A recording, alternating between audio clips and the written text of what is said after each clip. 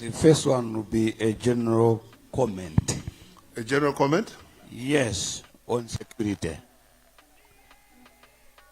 Elections process up to 16th of September relies much or more on the security of Malawians. The assurance that the Secretary General, Inspector General has given us, that has to be put into practice. Underline practice. You know, Malawians are so good at talking how good our policies are, how good our acts are. But for us to follow the acts very well and fairly, it's a big challenge. Please, our security people, from police as well as from the army, Malawians need fair security up to the time we go for voting. Second is a question. When we drive from Zuzu to Lirongwe, we can have in a day more than 5 police stops. This other day I got angry. I'm asking. Are you going to relate it to the elections? I will ask, yes, very well, to the elections. Because police is about peace. Peace of a person that is serving. You are not only focused on the elections. We start from now.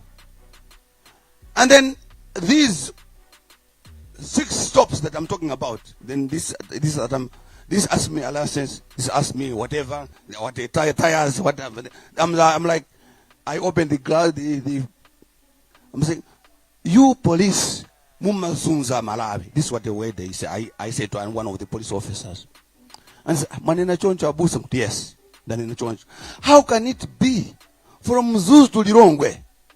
All these stops. What are you looking for? Is that not a sign of corruption? If all these are added together, they affect a person's security as well as peace. Do you have an act that supports this? That should have about 5-6 stops from Zuzu to Lirongwe? Thank you. Much Inspector has taken note. We move on. Gentleman in a brown suit. Microphone to this. Oh, you're holding the microphone already? Yes. I recognize him first. Would you like to give him and then you can have it second?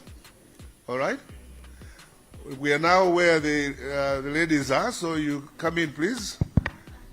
After him, you, and then the lady in front, and then my Aisha here.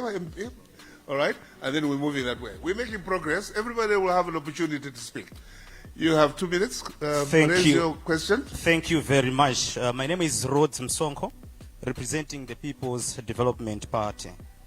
Having been in the service, Madam IG, for that long time, I want you to tell this gathering the challenges that you face when it comes to political interference.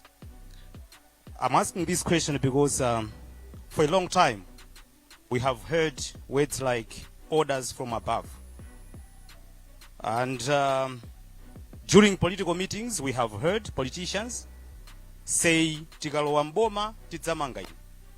And sometimes that thing do happen. What happens? Lastly, there is the issue of Zikwanje that has been raised by some colleagues.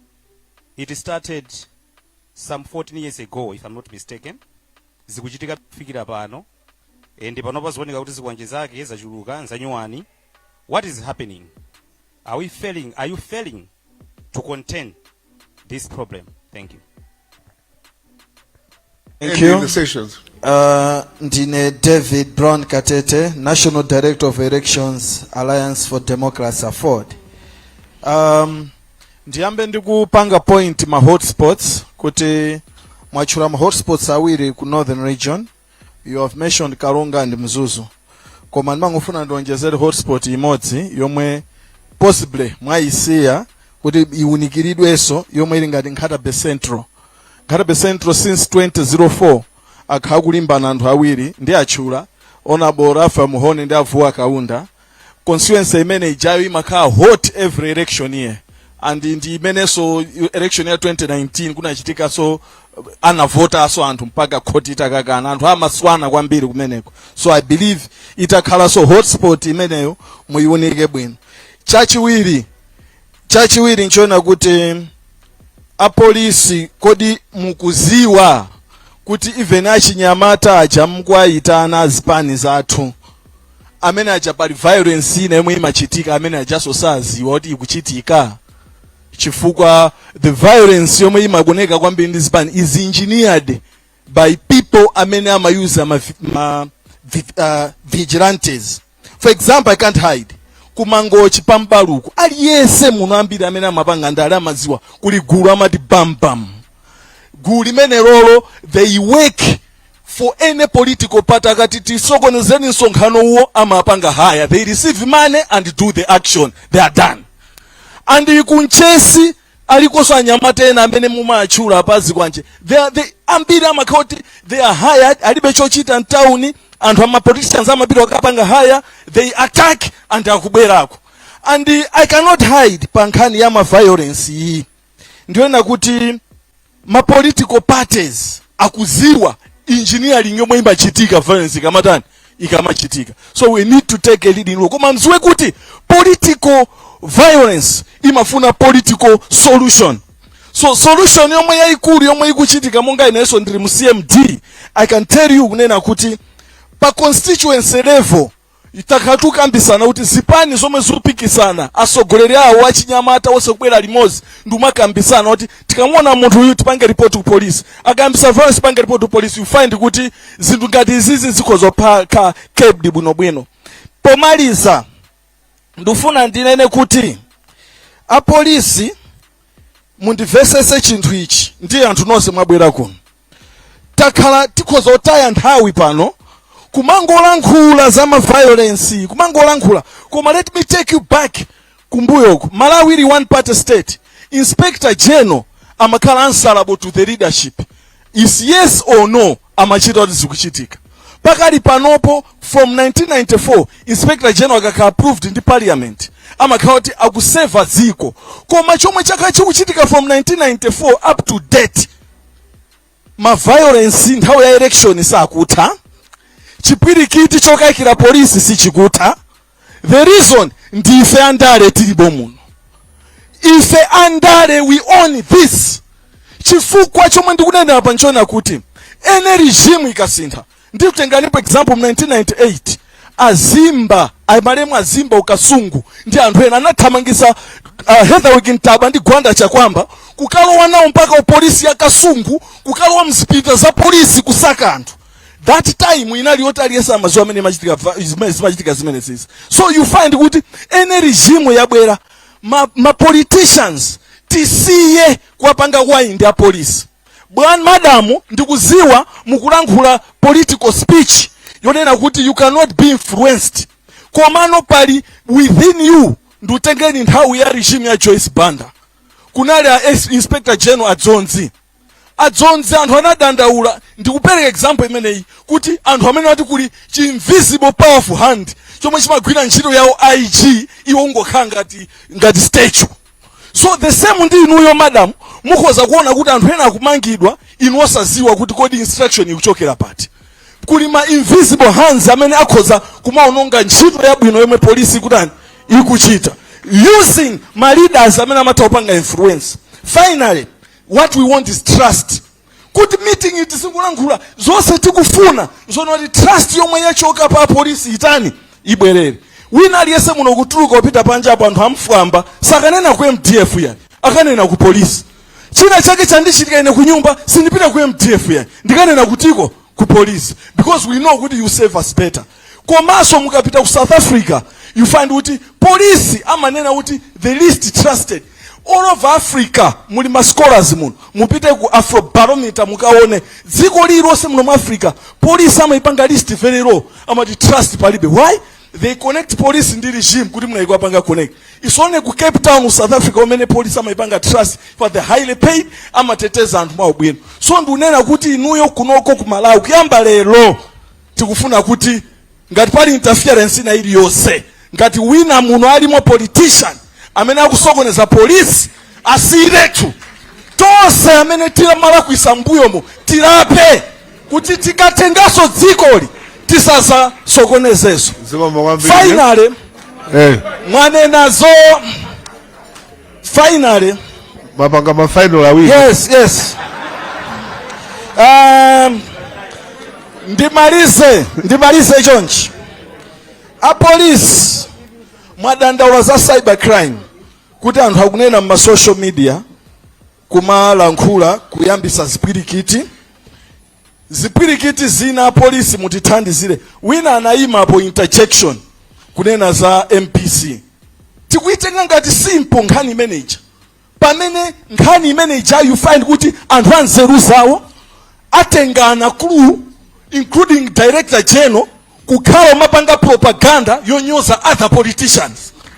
Those things anthu ena kamaonera it brings anger mwa anthu. Zimene zizi tikunena kuti zithe chifukwa tufuna Malawi mukhale mtendere, chisankho chiyende chabwino, and by mistakes wose amene akuchitika apapa we can finger point each other. Koma mapeto ake tufuna kuti ntchito yabwino ichitike.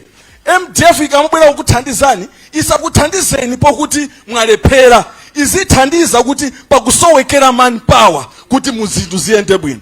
Komanso mmene muli ma hotspots muja MDF izibwera kuti ikuthandizeni from ma hotspot mmene muja. So a police tufuna trust ija ibwere. Zikomo.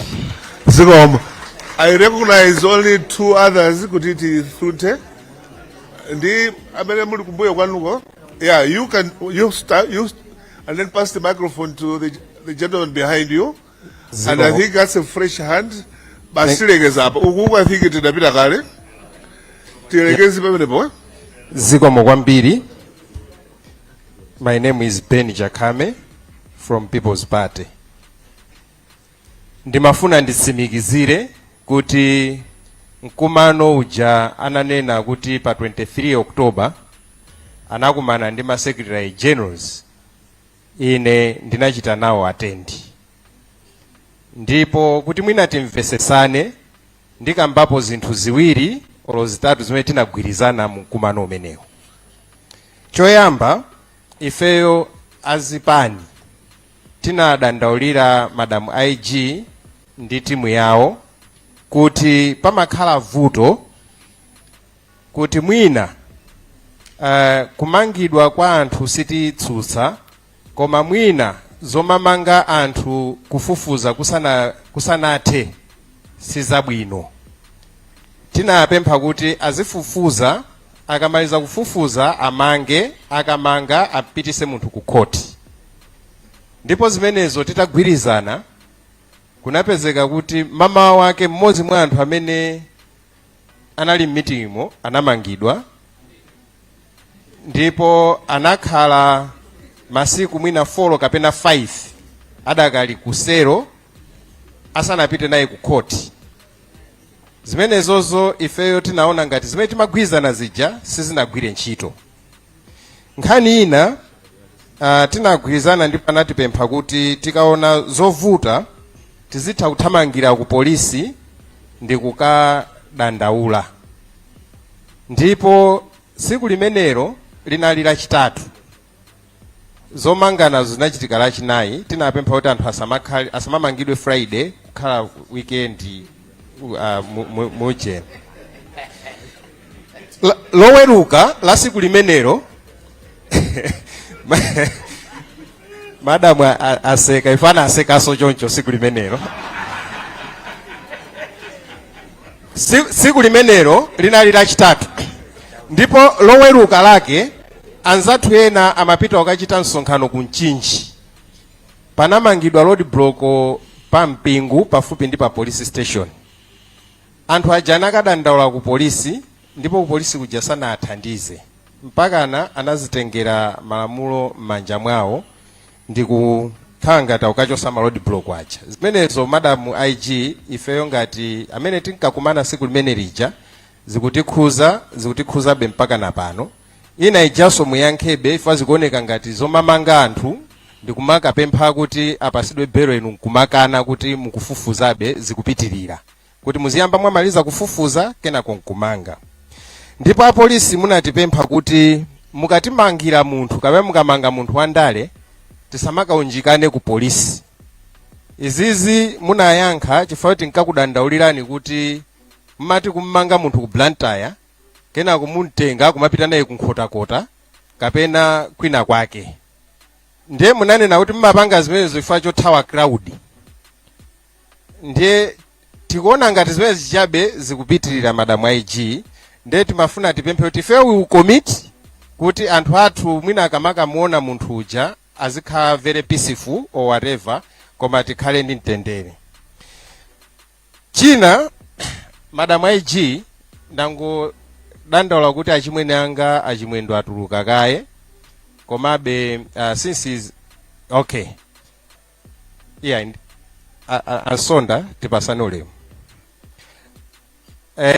Chimene mafuna kunena ndionena kuti the leader of opposition who is my brother secretary general analankhula parliament kuti akuziwa kuti ziwawa za ndale akuyambisa ndi MCP ndi a DPP. Funso langa ndilakuti sindikuziwa ngati inuyo mkulu wa zachitetezo munapezapo mwayi owayitana ifati mena nkakamba onde kuti ali ndi makulu amene angathandize kuti tichite resolve this problem.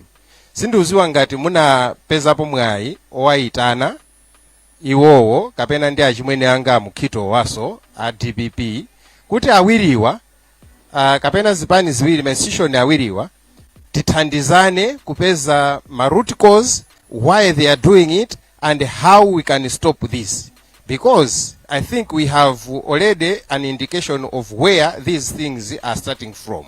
So as a peaceful country timembekeza kuti mwina munapezapo mpata kapena ngasi munapeza mpata, what do you have since we have got these people with information about crime. Pomaliza, during that meeting madam IG munalankhula statement imene mwalankhula Lero kuti polisi imatumikira boma limene lilipo, ndipo ife tinapempha kuti bwanji tikhale polisi yoti izitumikira wina aliyense. Ngati mukumbukira ndinafunsa funso limene tinasekaso kuti kodi ife a opposition ndi polisi yathu ikhala iti. Ndiye mwina mafuna mungotithandiza ifaka statement iko leronso kabwera kuti sizingatheke kuti mwina mamoti polisi ingokhala ya boma lolamula, polisi ikhale ya Malawi wonse zikoma.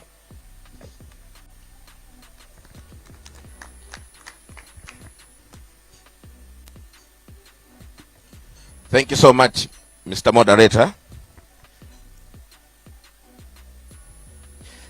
Yeah, I'm Reverend Nase Chunga, Church and Society, Livingstonia Synod. Please proceed. I just want to flag up other potential culprits whom you have not mentioned them. IG mwanena za achipani, mwanena za anyamata kuchipani, mwanena ndi ena onse magulu amene you think they are hazardous, so to say, but you have forgotten these three other culprits, potential culprits. Number one, religious leaders. Why I'm saying this is that this is a political process, electoral process. Alipo azbusa ena amajia chipani. We should not underrate this because they are opinion formers. What they say, people take it. In other countries, there have been wars like Rwanda. Who were the lead persons? Religious leaders. We need to condemn it here. Kuti ngati alipo asogola mipingo amene akujira zipani pamaliro kumanena kuti kana votereni wakuti, I think that is that should be condemned. we need to stand on a higher moral ground so that we can impact change to the people. Kaya ama kupasa ndrama zingati inisanamba ndipeza hapo kwa siku zote ama kupasa zingati, but I think it is part of lawlessness. We shouldn't allow it to happen. The second category is a category of traditional leaders. The other category is a category of traditional leaders.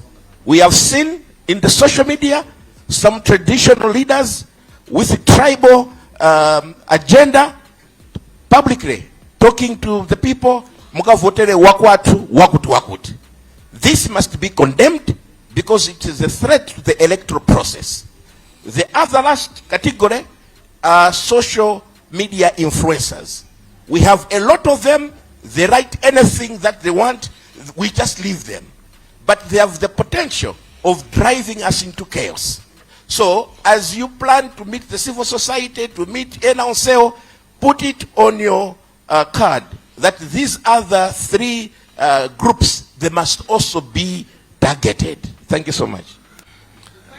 You have a microphone very close? Is there a microphone? That's the last one, and then we...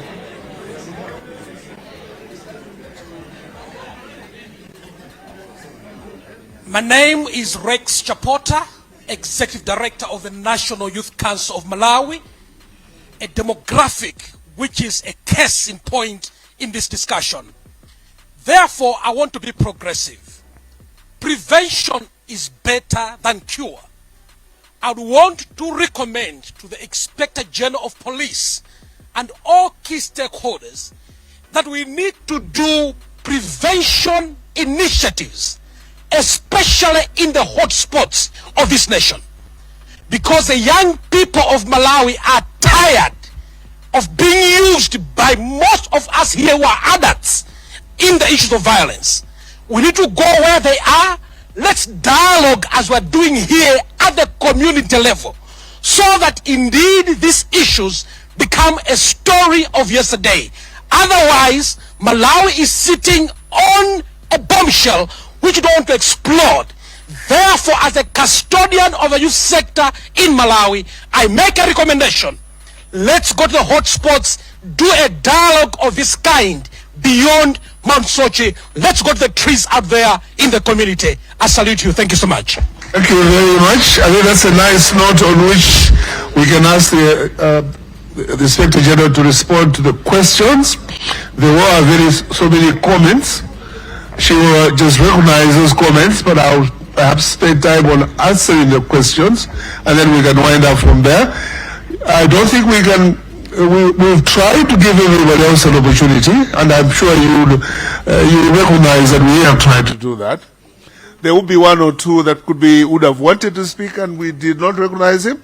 But we apologize, we couldn't have that time for everyone. But at least we've managed to do so. Inspector General, would you like to come up and take the last questions? Most of them were more comments. Once Inspector General finalizes our comments, we will then take a break for lunch and so on. But we'll come back to you. Thanks very much, the moderator and the House. Indeed, as already alluded to by the moderator, some are just comments, but I will go to questions. In a nutshell, let me respond that all comments that you have provided to Malawi Police Service have been ably noted, and they will be considered. Thank you very much for those comments. And all those that have information relating to anything that you would want to come to our attention, please do so. I was just laughing with my friends. Ndimanena pano za social media. Do you know kuti Zodiac online yanena kuti IG yanena kuti akuchotsa ufulu wa ma demonstration? No senu muli muno ndanenapo zimenezo iyi. Zodiac online as we speak alimo muno ndipo zimene ndalankhula azimva tosefera azimva atumiza kale a Zodiac online. I hope a Zodiac alipo muno. Mwatumiza kale kuti IG waletsa ma demonstrations.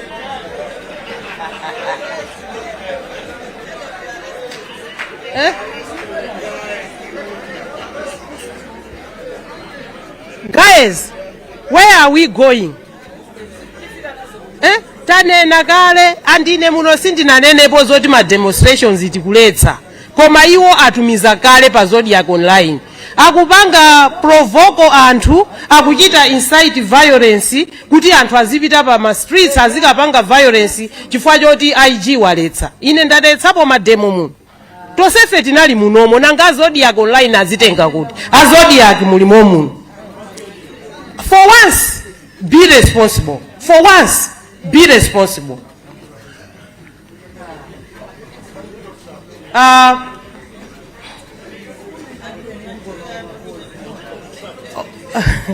Honorable aku Parliament zikomo kwambiri faja ma comments yanu. They have been taken on board. And indeed, tikamachita highlight my hotspots cholinga ndichoti tikeko special attention. Ndiye mene ananenera Honorable Matanga ma hotspots yenadi sitina wapange apapa sitina aonetse kuti kadera kake ndikati koma we have all those things and we are going to target our attention to all those hotspots. Komanso ena mwatuza poso kwina kumene so kuli hotspot, we are going to take that on board.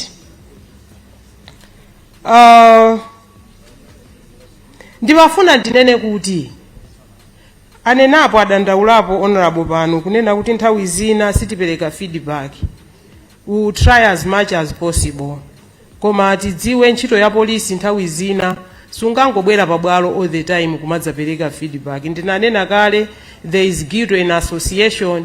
Ukangomva kuti mzanga wagwidwa automatically naweso umapeza njira zoti uthawe because you think you are party to that crime. Koma tiyesetsa kwa amene amachita mantha choyipa chikachitikira kupita ku polisi. Ayi polisi ndi yanu. Ndikumene munenero kachita complain kumene. And police is everywhere. Everywhere. Kulikose kumene kuli ku polisi tiyeni tikachite. And I have also opened ena amabwera direct ku office kwanga ku police headquarters ndima complaints timawalandira ndi chifukwa chake awalipo ndi timu zawo aku CID amabwera ndikuzilandira zimenezo. Ndafusidwa funso lonena kuti kodi tidzayamba liti kupereka chitetezo kwa kati nene kuti aspirant presidents. Ayi ndithu malamulo mwathu ndiye kuti apolisi osazingokhalira zomwezo koma aspirant akangoti wawina tsiku lomwelo apolisi timambopereka chitetezo. Honorable Kabwira zikomo kwambiri amene akuthandizana nafe sakutsutsana nafe mwatithandiza zikomo kwambiri ambuye akudalitseni. Komanso ndimangoti ndinene panenedwa assurance tikunena kuti ifeyo ngati apolisi we launched a violence against women, children and people with disabilities. Imeneyo cholinga chake ndichoti ma commissioners ndi azinzawo pasipa azichita cascade that information to the lowest unit of the police. Ndekuti kumudzi kumene akupezeka wa police unit uja akamva mithenga imene ijayo he should take that to the people kuti anthuwo aone kuti akutetezedwa. And my apologies for the word mwina imene nagwiritsa ntchito nthawi imene ijayo. Enafe mwina we use them interchangeably but my apologies my sister there. Use of drone are meant for public order management, not my elections. Chifukwa my elections bajali posepose. Komano public order management ndikumene tizigwiritsa ntchito ma drones.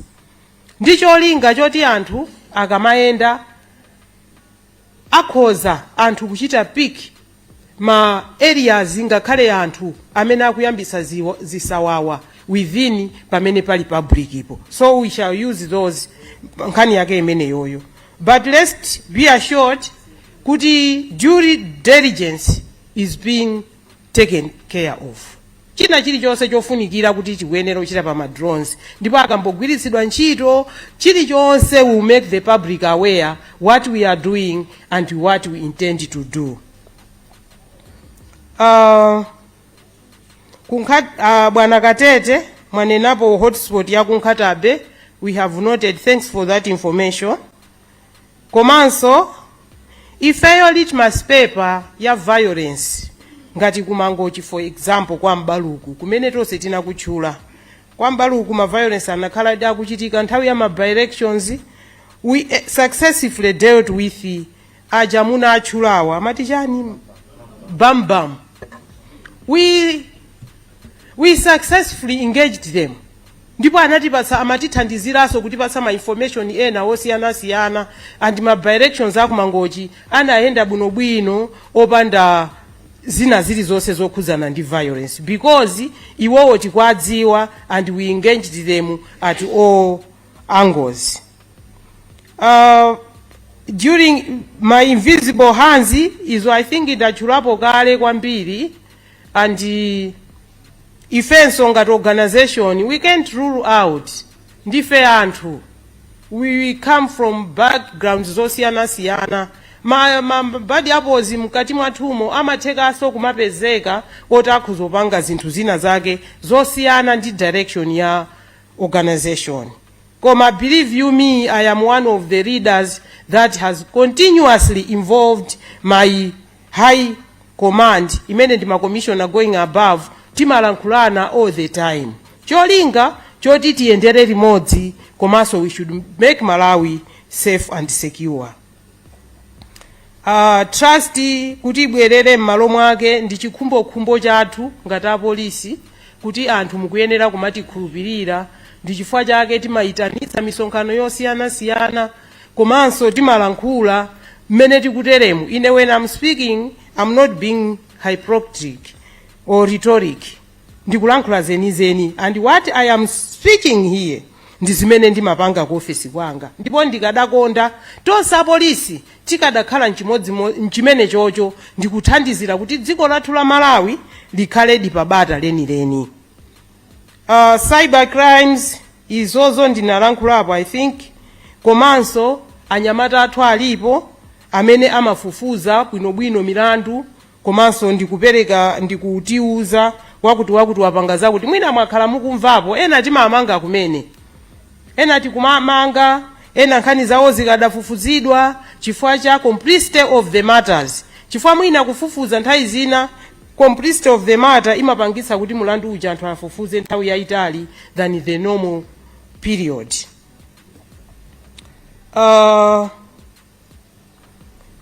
Interaction ya pa SGs imene bwana angaja ilankhula kwambiri imeneyo, padali zinthu zambiri zimene tidanena, ndipo in point achulapo nkhani ya kugwidwa kumene tinadzagwira ena amene anali meeting imo the following day. I want to let you know, nthawi imene timapanga msonkhano umene uja nkuti nkhani zonse titafufuza kale zoti tikanatha kuagwira before msonkhano umene uja, but we didn't want to jeopardize our interaction with the HCGs. Ina response imene timayiopa ndi imene iyo kuti aziona ngati ndi zandale, and zimenezo it wasn't connected to political, zinali nkhani ndithu za milandu. Nkhanizo zayamba mkhoti, I wouldn't want to comment, koma ena inu amene mungathe kufuna kuti muzikamvetsera nkhanizo, nkhani ya imene muti tinawagwira the following day, you can go ndikumayichita follow kuti kodi nkhani yake nali yotani, chifukwa ifeyo ngati apolisi tinayo full information, but we had put a read on that case for respect sake. Nkhani ya road block I think ndinainena kale apapa ikungopanga. Nkhani ya arresting suspects and transfer them to other areas tinanena adi nthawi ya ma SGs, koma nthawi zina timatsatira kumene munthu yanapalamula mlandu. Pali ma issues awiri, munthu wapalamula mlandu kumulanje, takamupeza takamgwirira kulilongwe, timamutenga akamuimbe mlandu akumulanje. ndiye pali nthawi zina imene anainena kale reason ija, sometimes we transfer those people just because there is a threat that we have identified. Ndiye facho kuti pali threat, they have ably alluded to, prevention is better than cure, timatha kumchotsa munthu ndi kumpititsa kwina, because cha threat level imene tayiona titamusunga pamalo pamene paja. And imene yoyo ndinene moona mtima, I think imeneyo tidzakhala tikupitirizabe kupanga cholinga sichofuna kumchita victimize munthu koma kuti akhale safe. Ataonapo anthu amatheka kufera musero, munthu wina abwera ifa choti threat iyo ife sindachite analizi bwino, adzampatsa munthu chakumwa, adzampatsa munthu chakudya, akamwalira akanena kuti anafera musero ya polisi, and therefore nda polisi amene amupha. So we don't want such type of things. Invitation kwama SGs for DPP and MCP, I think we have not done that, particularly for these two parties. But I think they are responsible officers that have followed these deliberations amicably and tentatively. The representatives are here, and I am seeing my elder brother, Mr. Mukito, is there. He's my elder brother because he's a former Inspector General, by the way, those that don't know him. So he's my elder brother, who always communicate with him. Anthu awiriwa alipo. Ndiye ndimanena kuti zonse zimene zanenedwa muno zokhudzana ndi zipani zawo azimva. Ndipo ndili nacho chikhulupiriro kuti iwo wali nako kuthekera kochita influence change in their parties. Please do us a favor and do this country a favor. Zoonadi anachita comment nkhani yota police government of the day. Mwina ma definition amene inuyo mukwatenga kwambiri ndi amene nendi kwatenga, mwina tikusiyana mene tikumvetsetsera. Tikamapanga definition ya government ndi anthu twere. Ndiye kuti anthuwo it includes wina aliyese m'Malawimo. Ndiye tikamati government of the day, ndiye kuti anthu amene ali m'Malawimo nthawi imene yoyo ndi amene apolisi akuagwirira ntchito. Tukaya. Tikamati government to definition yake ndi imene yoyo. That is the definition of government. Anthu amene akupezeka mdzikomo. Koma ndikuona ngati kuti there is misinterpretation of this imene yanenedwa ndi achimwene angaja. Iwo akuona ngati ndikunena kuti government of the day, I'm saying Malawi Congress Party. That's not what I mean. I mean the people that are in that country at that particular time. Anthu amenewo ndiye Malawi, ndiye government of the day. Imeneyo ndimene fe timaitumikira. I hope this misconception will not arise again, because ndikufuna kuichita address lero. Tikamati government of day tikunena anthu opezeka m'Malawi at that particular time. Ndamene fe timagwirira ntchito. Amalawi ena aliwonse. Kandi aku pressure group, kandi aku opposition, kandi aku ruling, tikunena government of that day. People that are in that country at that particular time. I hope I've addressed this issue properly.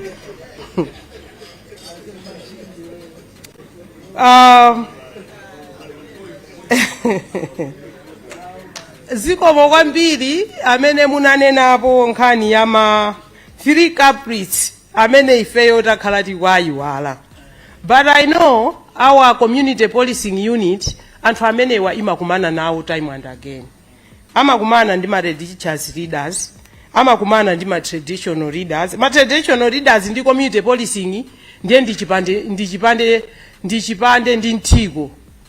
They are always together. Chifukwa ifeyo kwa leader yako kulima structures athu amene a community policing nthawi zonse amagwirako ntchito. So traditional leaders ndabale athu amene nthawi ndi nthawi amene timagwirizana nawo. Komanso ma religious leaders, I'm sure ngati community policing sanafikire awafikira. Chifukwa community policing ndiye ntchito zake zimenezo. Ndiye pali social media influencers. Izo ndera ziona kale zodiac yatikhumudwitsa kale momuno. Ngakhale tukuonani tukuonera si tukuonera nukonjwa. I want to be honest.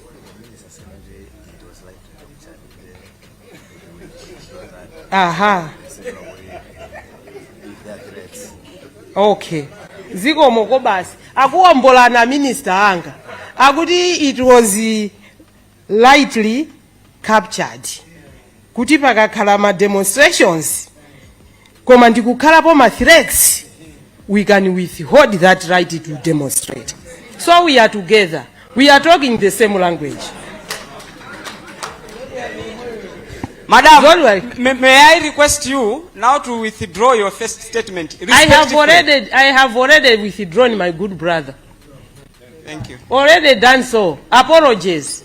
And let me also just request you, because I know you might have not directly saw the post yourself. I didn't. Yes, someone might have told you kuti palembedwa izi. Tipemphe amene akupangani feed information azipereka so yolondola. Zikomo kwambiri. Noted machimwene yanga. Umene onde ubale umene tikufuna ife umene. Tizikhala free.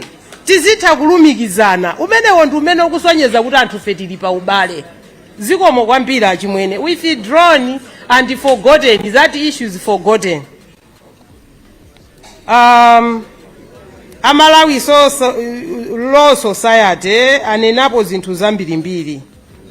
Anenapo kuti mwina mgwirizano wathu pakati pa meki ndi ifeyo akuti mwina atapatse kope. Ndimangoganizabe kuti kodi mgwirizano wapakati pa meki munthu ndi munthu apanga ukwati. Banja lina zikuzikhudza nchani? Chifukwa anthu apanga ukwati. Zimene akupangana anthu awiriwa ndizokhudza ukwati wawoyo. Tsono inuyo ma onlukazi mukuti zimene mwagwirizana mnyumba mwanumo tiuzeni. Pena pake sindikudziwa anzanga muti bwanji. Koma ineyo ndimanena kuti ukwati wa meki ndi Malawi Police Service.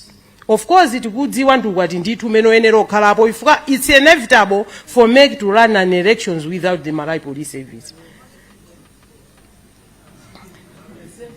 Tikumane kunja achimwene. Kuti titsirize tikumane kunja. Koma kuti ngati pali zina zimene mukufunabe kuti tionjezere. Mwina mukhoza kumati uzako kuti apapa mwina sizikuyenda bwino. Mgwirizano wanu mwina mukadonjezera mpaka na uku. Ife we are ready. Ndi chifukwa chake tapezeka munomo. Ndinauza ochita ujeni kuti I will be there. I want to be there. I want to be part of this team. Chifukwa nthawi zina ngati maiji timathawa. Timathawa mafuso omwe wamukutifusawa. Koma I was ready to come. Kuti ndiyenera kubwera udzachita represent my organization. Primary responsibility ya my elections kapena primary responsibility yochita provide security mudziko ili ku homeland. Kumo homeland kumene ili manja mwa polisi. Ndimafuna ndinene kuti nthawi zina nanena zijana ndimangana zo chimwene anga wa ufumu kuti tsono mgwira mbuzi. Timanena kuti pamene MDF yatulukira izituluka pokhapokhapo poti mpoyenerera kuti MDF ituluke. Chifukwa alipo ma primary responders antchito imeneyoyo ndiye ifeyo. Nchifukwa chake mumatithira kwambiri matope. Chifukwa mumationa day in day out. Ndipo mukatithira matope ife sitidandaula ifa ndiye ntchito yathu imene tidalumbirira imeneyo. Komano where we are incorporating our friends. Zama elections timafuna zikhale free, fair, komanso zikhale transparent. Ndiye timafuna iwo for checks and balances. Kuti tonse pa umodzi wathu, tonse security agent yonse tigwirire ntchito ya ma elections limodzi. Tsono MDF nthawi zonse simudzaone kutuluka. Ayi. MDF kuti nthawi zonse zituluka ndiye sikhala so MDF ayi. Koma where there's need ndi chifukwa chake tachite incorporate mu task team yathu ya elections. Kuti pamene tikukambirana because we know ndi ma short force amene timakhala nawo komanso magalimoto amene timafuna be ma resources from MDF, ma resources both material and human, ndiye timafuna iwonso azidziwa what we are planning. Kuti tikangowatulutsa last minute sakadziwa chikonzekero kwathu chinali bwanji. Chifukwa chake tikuyendera nawo limodzi kuti we should move together as a team. While they know kuti primary responsibility ndi yathu, iwowonso adziwe what we are doing. Palibe chobisa security ya dziko la Malawi, palibe chobisa security ya chisankho, tiyendere limodzi. So nthawi zonse we always invite them. Pena tikathinidwa kwambiri timathe kuonena kuti we are overwhelmed, bwerani achimwene mutithandize. They will always come and assist us. Tikapando wauza iwo sangadziwe kuti we have that need. And I have noted from Malawi Council of Churches issues ya Merisha.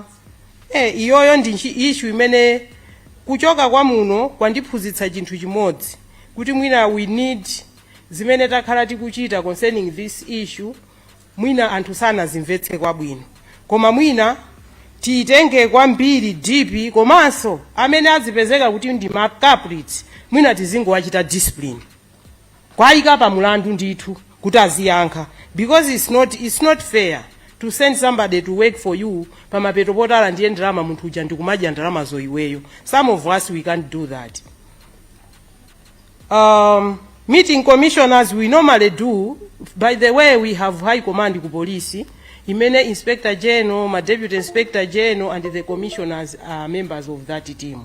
Timakumana periodically. Posachedwa pompa tinakumana, timatha kukumanira kakumangochika ya kulilongwe kwina kulikonse pakakhala ma issues. So I will always interact with them, more especially nkhani imene mwanena kuti tizachita audit tiziona kuti kodi tikakambirana zimene timakambiranazo kodi amakafikitsa pansi. So we shall always do that. Proactive policing in hotspots, I think imene yondayikamba kwambiri, komanso kumapeto kwa zonse tithokoze kwambiri chifukwa cha interaction imene takhala nayo. Mwina kuyitana chigulu chotere, kuyitana inspector general sangakwanitse, it's costly, komanso imafuna ukadaulo wapamwamba. Tithokoze kwambiri ma moderators athu komanso ma sponsors at this gathering kuti ifeyo tapezerapo mwayi oti tikhoza kukambirana mwachuchuchu, komanso ndikumva zambiri zimene tamva, zimene zizo zitipangitsa ifeyo kuti tichite improve ma areas ena amene nuyo mwachitapo flag kuti ndipofuna kuchita improve. Zina ifenso zimene tanena kwakukulu nafeso mutimvetsetse, and we are hoping kuti azipani mmene tanenera takuchita ni flag kwambiri azipani from this meeting nanunso mupanga ma meeting itanu ting'ono kuti muonetsetse kuti zinthu zikuyenda. But security for these elections entirely depends on our active participation. Thank you very much for listening. And